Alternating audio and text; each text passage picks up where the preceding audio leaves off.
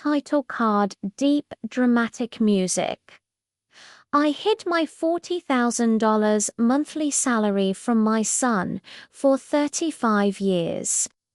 Then his in-laws invited me to dinner opening soft piano, narrator calm but intense.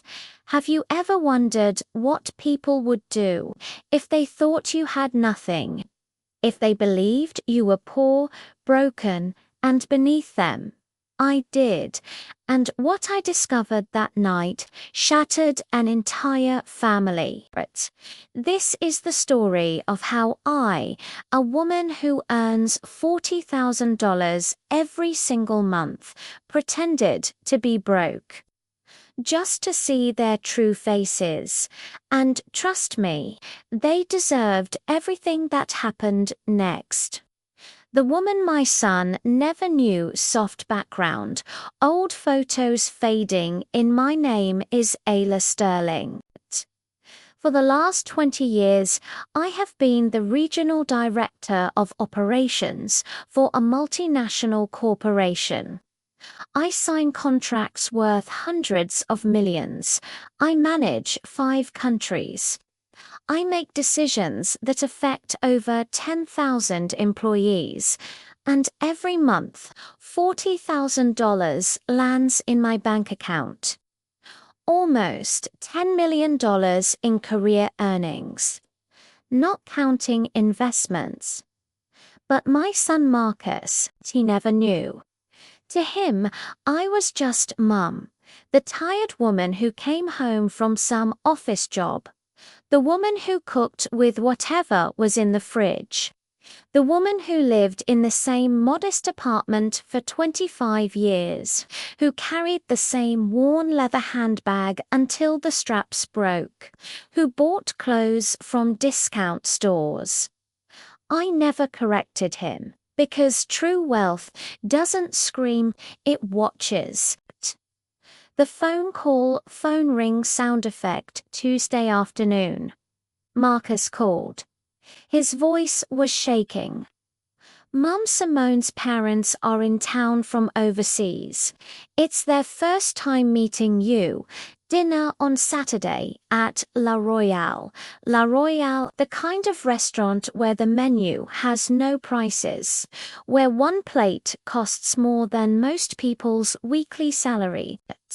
I asked calmly, "What exactly did you tell them about me?" Long silence. Then I told them you work in an office, that you live simply, that you don't have much. Simple. There it was.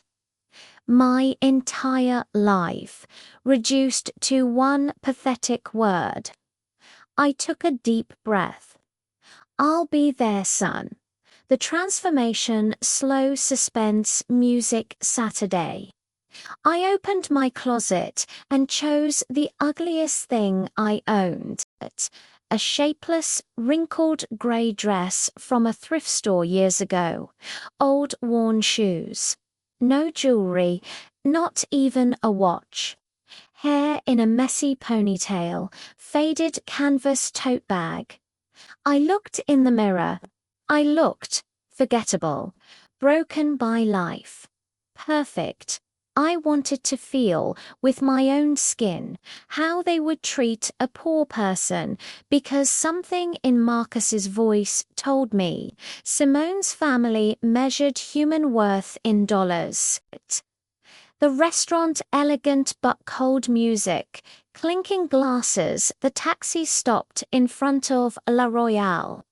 Crystal chandeliers, white-gloved doorman. I stepped out looking like I didn't belong, and there they were, Marcus in a perfect suit, looking nervous. Simone in a cream designer dress, not even glancing at me, and her parents. Veronica, emerald sequined dress, dripping in diamonds, cold beauty. Franklin, grey bespoke suit, giant Rolex, sitting like a king. I walked slowly, dragging my feet like I was scared. Marcus saw me. His face fell. Mum, you came. As if he was already ashamed. Simone gave me a quick, cold kiss on the cheek. Her parents barely looked up. Veronica extended a limp hand. A pleasure. Translation: You're beneath us. The menu waiter sound, pages turning. The waiter handed us heavy leather menus. Written in French, I opened mine and pretended to be confused. Veronica smirked. Do you need help? Yes, please. I don't understand these words. She sighed dramatically. I'll order something simple for you. We don't want to overdo it. The message was clear. Poor people shouldn't spend too much. The bragging begins, tension music rising. Then Veronica started. We're staying at the St. Regis, $1,000 a night. We rented a Bentley. Bought a few things. Just a few thousand. Every sentence aimed at me, expecting me to be impressed. I just nodded. How nice. Then the question came like poison wrapped in honey. And you, Ayla, what exactly do you do? I work in an office, I said, looking down. Paperwork, filing, simple things. Veronica exchanged a look with Franklin. Ah, administrative, that's honest work. Translation: You're nothing. The knife food arrives. Dramatic sting. Veronica cut her $80 steak. Quality is worth paying for. One can't just eat anything, right? Then the killer blurted. We helped Marcus and Simone with the house down payment and their 3-week honeymoon in Europe. We paid because that's what parents do when they can. And were you able to help them at all? The table went silent. Marcus stared at his plate. Simone played with her napkin. I smiled weakly. I gave what I could, a small gift. Veronica's smile was pure venom. How sweet. Every little bit counts, right? The offer drum heartbeat sound. Then Veronica leaned in, fake maternal tone. Ayla, we've been thinking. We could give you a small monthly allowance, maybe $500, $700, so Marcus doesn't have to worry about you. In exchange, just give them space. Don't visit too often. Don't be a burden, a bribe. Pay me to disappear. Marcus exploded. Mum, stop. But Veronica raised her hand. Your mother understands. Right, Ayla. I put my napkin down. The timid woman was gone. My voice turned ice cold. That's a very generous offer, Veronica, but let me get this straight.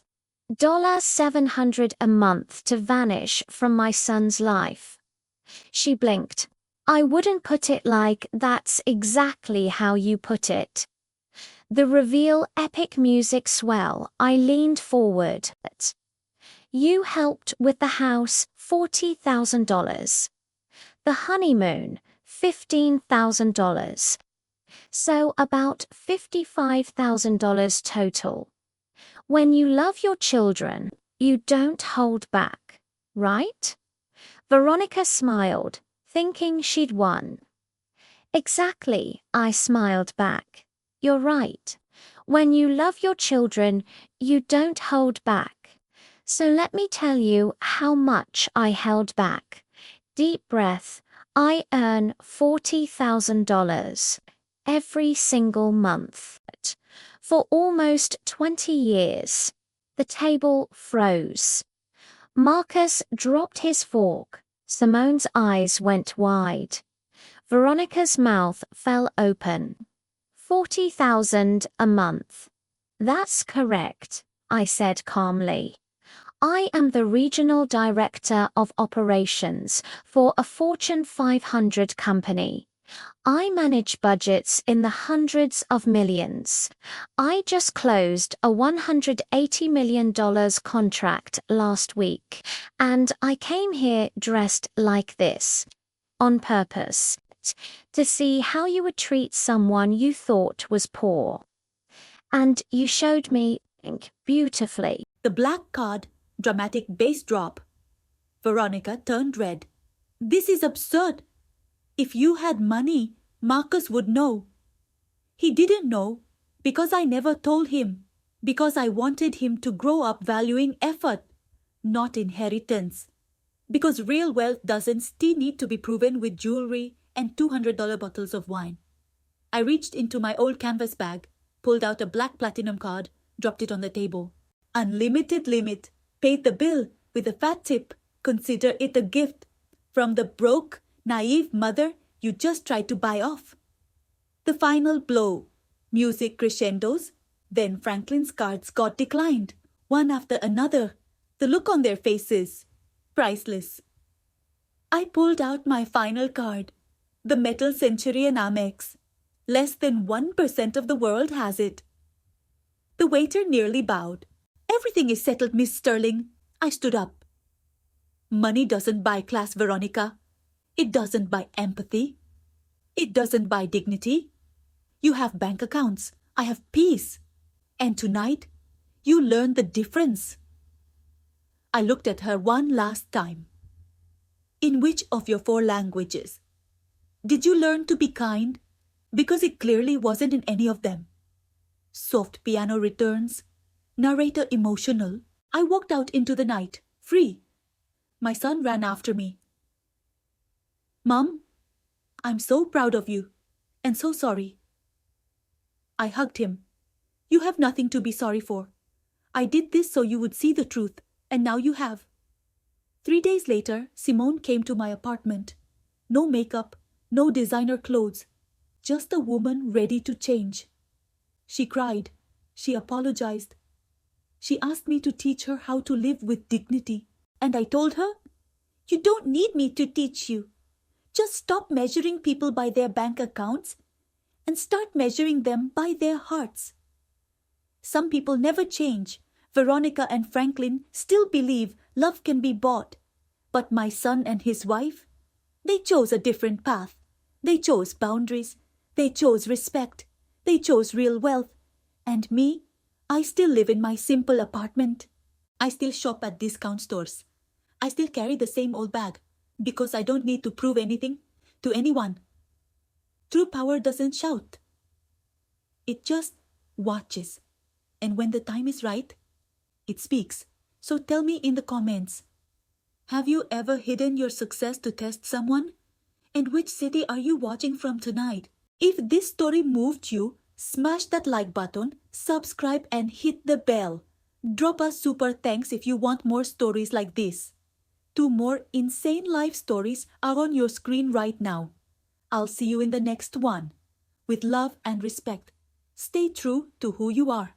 Because in the end, that's the only wealth that matters. Outro music fades. End.